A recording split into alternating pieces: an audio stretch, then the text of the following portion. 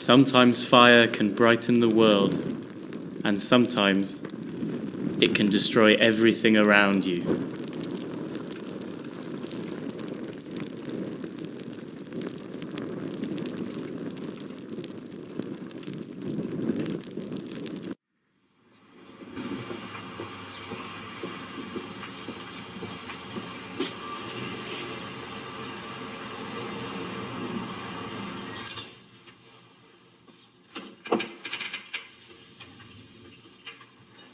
The Highland Clearances were an episode in history which saw the large-scale eviction or clearance of tenants and peasantry across the Highlands and Islands to make way for sheep, industrial sheep ranches.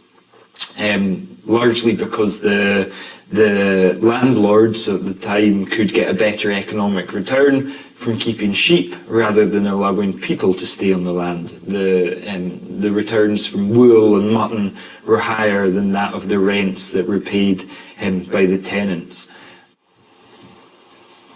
Here we are at the township of Rosal itself, standing on the perimeter dike that goes all the way around the township. We're standing in front of this interpretive panel that's been put up by Forestry Land Scotland, the current landowners, which describes what Rosal was like pre-clearance. We also have a LiDAR, a survey image that shows us what the township, or the outlines of the township boundaries and the houses and the run rigs as they are today, just to help us see what's below the vegetation a little bit more.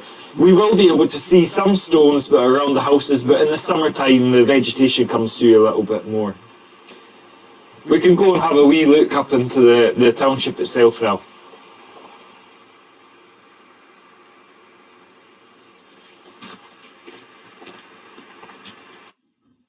We're on a higher point in the centre of the enclosure of Rosal Township at the moment, and it gives a good view out over the whole area. Now here there's three different kind of clusters of buildings, the first of which can be found over there, the second of which that can be found just down the hill here, and the third of which can be found behind me over here. Now we're actually at the centre of what would be the main kind of agricultural area. In pre-clearance times, the whole of the area would have been used here for agriculture, and the whole area surrounding us, out with the boundary and dike, would also have been used. So the hillside would have been used for keeping cows in the summer and the sheelings, collecting food, collecting peat and cutting peat for energy. And the whole area would have been used by people and people here, and you would have very much felt that it was a lived-in landscape with people looking after the land and living in the land. Here we are in one of the longhouses at Rosal, and the longhouse is kind of split into two halves almost, but with one communal door in the centre. In this top half where I'm standing would be where the people lived, with living areas and sleeping quarters and a fire, usually in the middle of the floor. In the bottom half is where the animals would stay, particularly in the winter. The animals and people would live together. I'm standing, and further up would be where the fire was, and the fire would be burning peat that was cut from the surrounding area, peat being decomposed mosses that then sit in the bog, and when dried out become a good fuel. The people would sleep here and cook here, and the fire would be smoking throughout the house. Maybe around 100 people living in existence that was quite communal, and the ground in Rosal was quite good as well.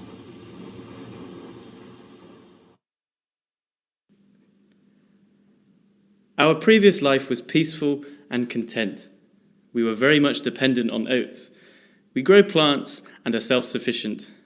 We kept cattle, bled them, and then mixed the blood with oatmeal to make what's known in Gaelic as amarag, a pudding, to share with everybody.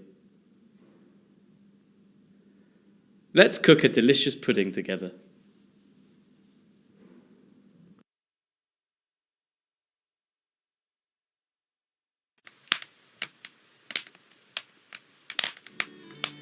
Whether it is spring, summer, autumn or winter, we would share the food with everyone, sitting around a campfire and discussing the stories of the day.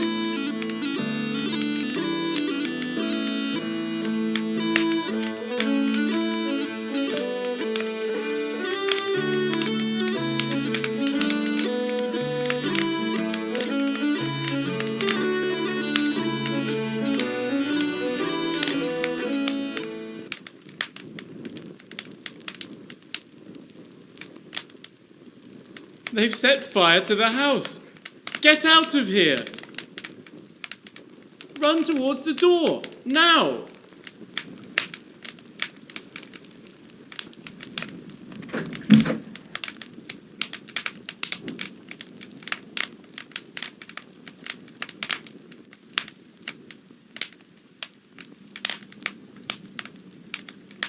Margaret Mackay was too ill to leave.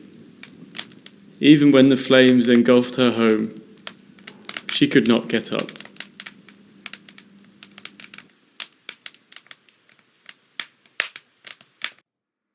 Chisholm didn't remove at the time he was meant to in May, and so 10 days afterwards, Seller came with a party of men, sheriff officers and witnesses to actually evict Chisholm and his family. In this instance, the Chisholm's house was set on fire. This was to prevent the family reoccupying it after the eviction party had left. There was an old lady, Chisholm's mother-in-law, in the house, and she was eventually got out, and she was given shelter in a little structure which was a small corn drying kiln about 100 yards from the house. And she remained here about 5 days before she died. Generally speaking, the physical resistance in the Highlands to clearance was not successful. It sometimes delayed clearance, it sometimes stopped clearance taking place altogether, but it tended to merely delay the inevitable.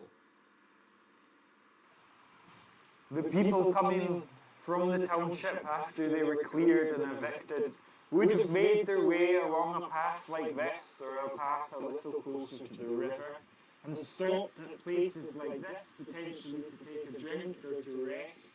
They also would have been coming on journeys like this with furniture, with children, with animals, and would be doing it in a process. They would stop and carry some through, and then go back and come back and back and back. So it would have been a slow journey, a sad journey, and a journey that they would have stopped in places like this, potentially below a birch tree or next to a rowan tree, just to rest and potentially contemplate on the life that they have left and the life that they're then going to.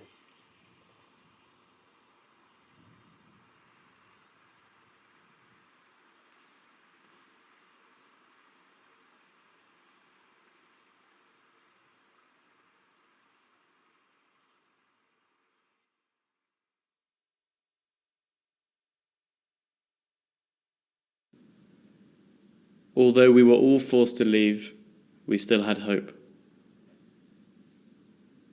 Grab the cart and push it towards our new life.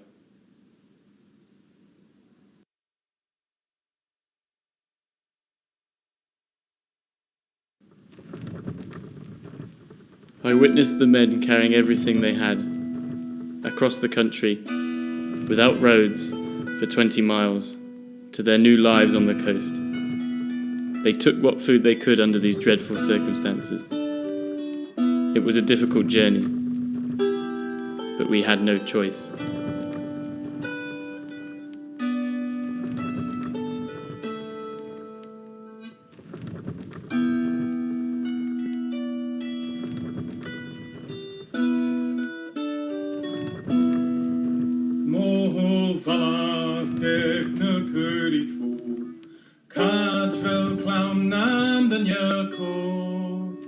Jellig rum, nu van i I've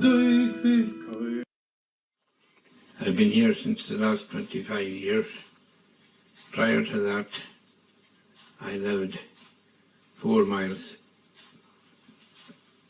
further south, just up the glen from here, and I rented Rosal from the Forestry Commission.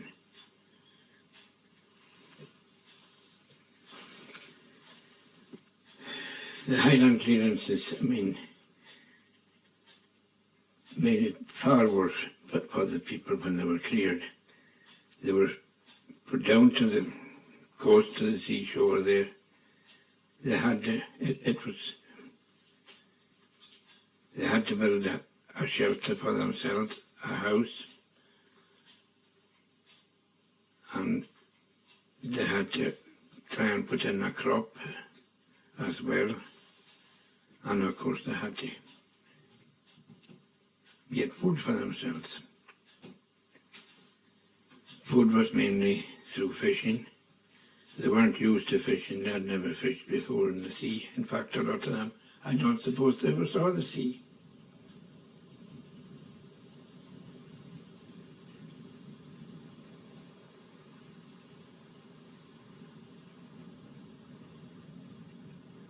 This is the bottom of the River Invernaver, where the people were cleared to from the whole of Strathnaver and from Rosal.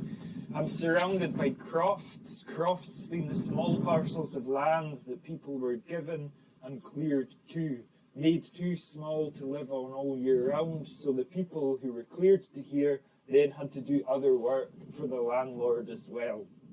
Today, people still keep sheep on their crofts. Some people plant trees on their crofts and have them as woodland crofts, but there's actually a lot less vegetables grown today. Behind me is the sea. People still fish to the day as well as being crofters, although the people who were cleared here and became crofters had to learn the skill of fishing, had to learn the skill of going to sea. They'd never been to sea before. All along the north coast you find parcels of crofting communities like this, all of them made from those cleared from the inland straths. The motivations of those who were engaged in the development of the Highlands in the 20th century, particularly from the 1960s onwards, they saw it as part of their duty, if you like, to develop not just the east of the Highlands, but also that they had to address the problems of the north and west, where one had a very elderly population, decades of out-migration, and a dwindling population. Those sentiments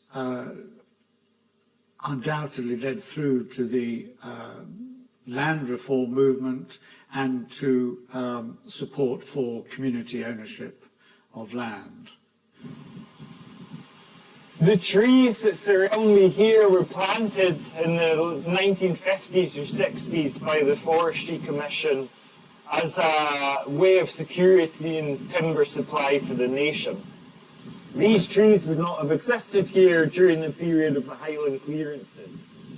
However, these trees offer an opportunity now for the community, because the community wants to take ownership of this area, of the township itself, but also the trees that surround the township, and to take the land into community ownership so that the community owns the land and the trees.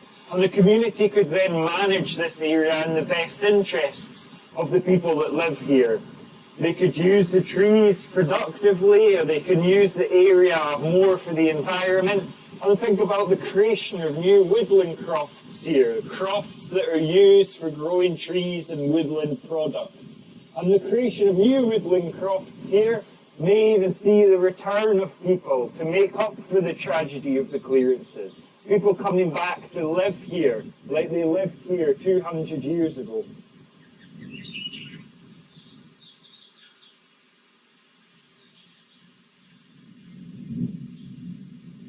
The Highlands are home, and I think think many of us, when our home is such outstanding place for many reasons like this, and we can't help but stay here.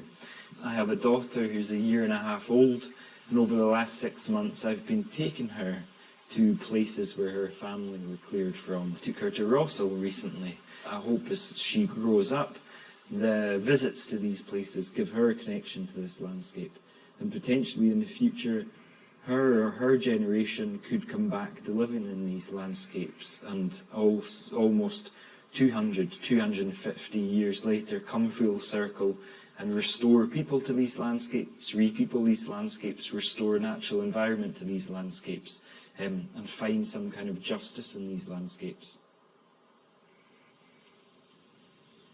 Eviction is a nasty word right enough, there's no doubt about that. It's happening, still happening all over the world. In Ukraine today, it's just a clearance of the people. I mean, there's going to be nothing left for them. The way things are going, there's going to be nothing left for them to go back to.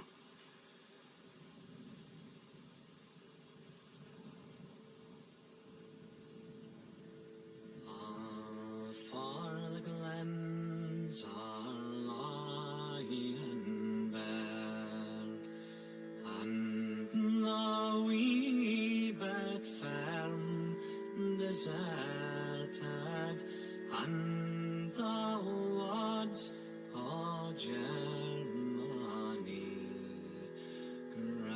rows and rows are the broken hearted.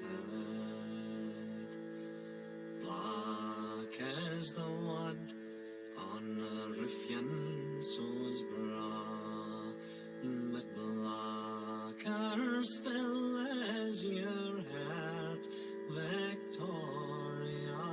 Send your men unto your glens. You'll need the good Lord look o'er you. Many again to America, you burn their homes and guard them wander, for when a stayed way the deal and sell has bide in their way the cruel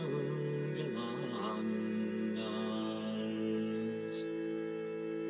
Ah, for the glens are lying bare, and the wee bit firm deserted, and the woods of Germany, rows and rows are the broad